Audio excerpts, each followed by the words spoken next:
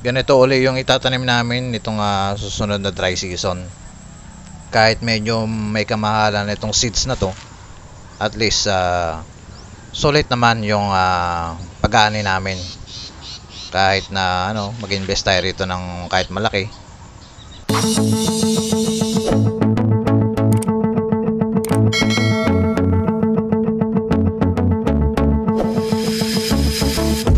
Isang magandang araw mga ka-hybrid at mga ka-farmers po natin dyan.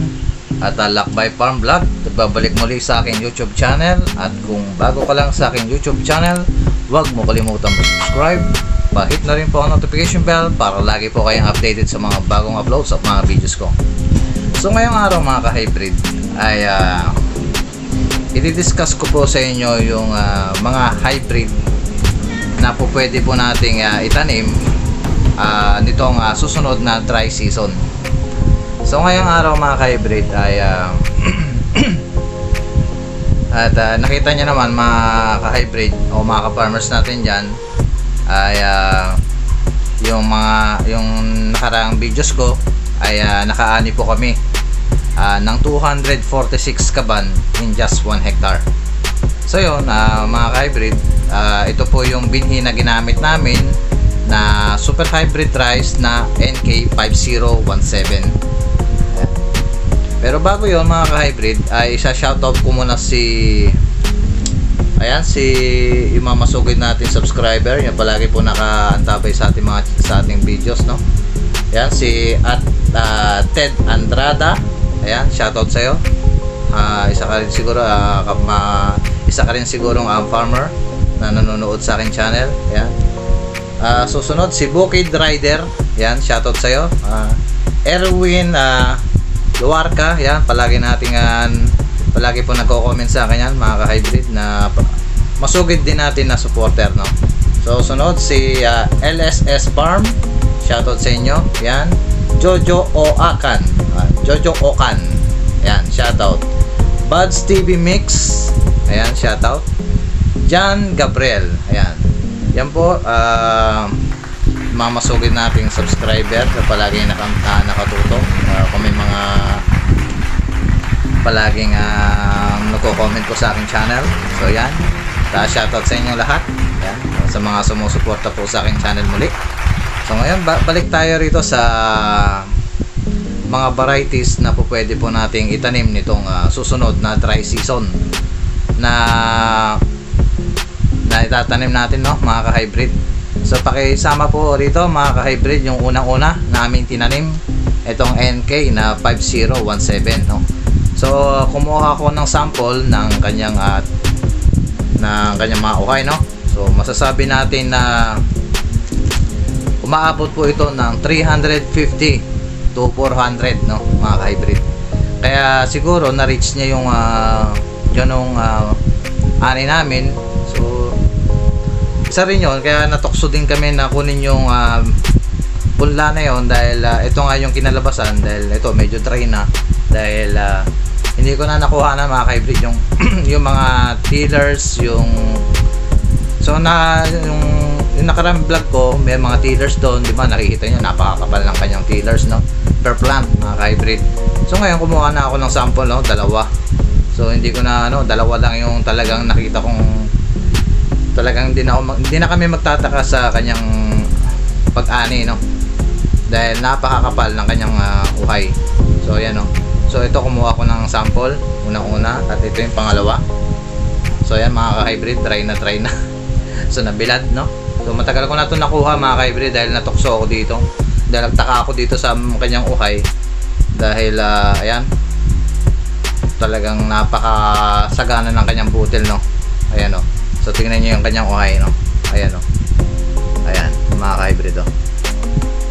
'Di ba? Oh. 'Di ba? Oh, kapal. Kung may ikukumpara mo siya sa SL8, no, mga ka-hybrid. So, yung kanyang length, tingnan mo naman yung kanyang butil. Napakadami, no. Yung pag alam mo yung pagdating dito sa meron pa rito, 'di ba? Oh. Napakakapal na mga ka-hybrid, oh. Kita nyo. Tapos pagdating dito ay napakayabong pa rin, no. Ayan, no. Tingnan niyo mga ka-hybrid. Kita ba? So ito ay sample na walang kulugo.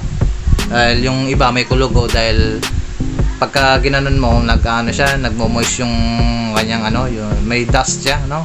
So delikado yung mga ka-hybrid. So ito naman yung isa, sample lang isa. Ayan.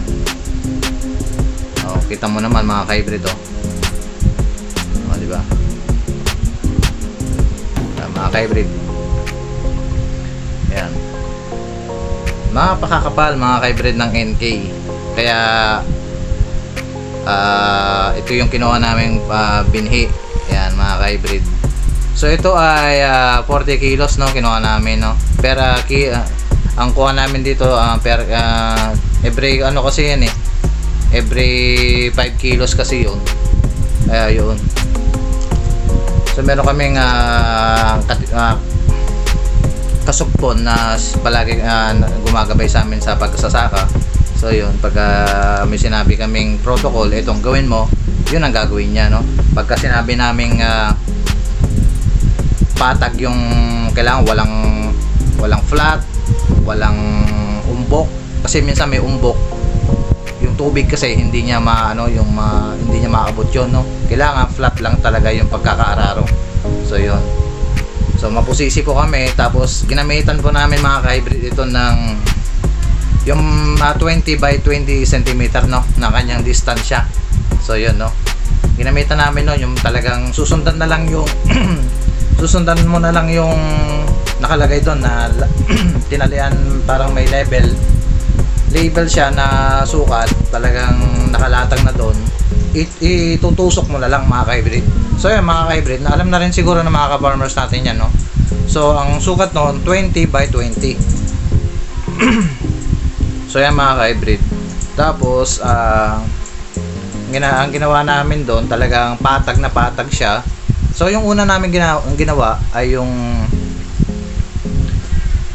talagang inagaan namin ng pag-aararo, no? Tapos hanggang sa mabulok.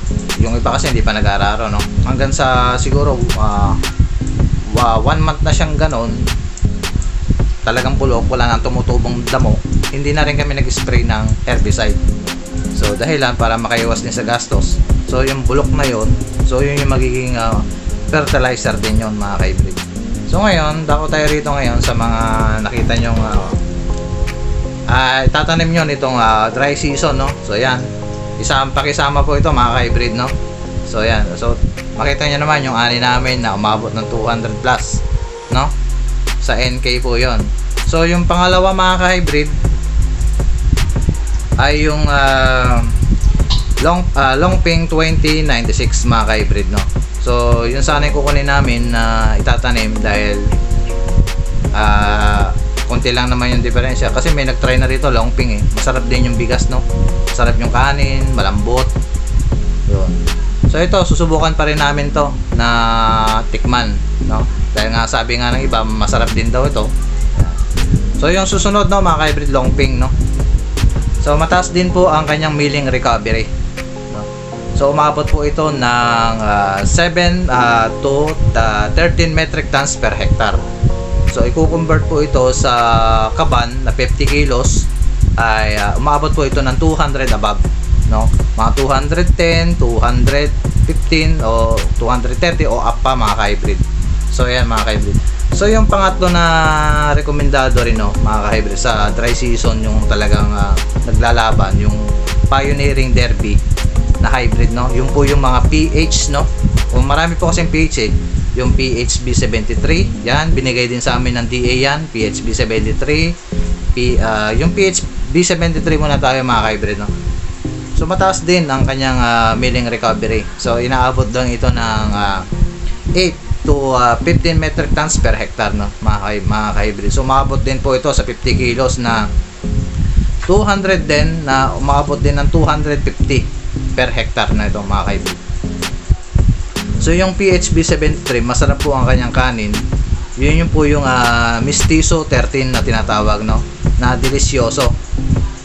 So yung mga ka-hybrid, no, pangatlo na yun, no. So yung pang-apat, maraming PH, no, yung sikat dito sa aming lugar dito sa Nueva Ecija, yung PHB7, maraming PH eh, yung PHB77, may PHB 75, may PHB 85. Yun po yung pinakasikat dito mga ka-hybrid.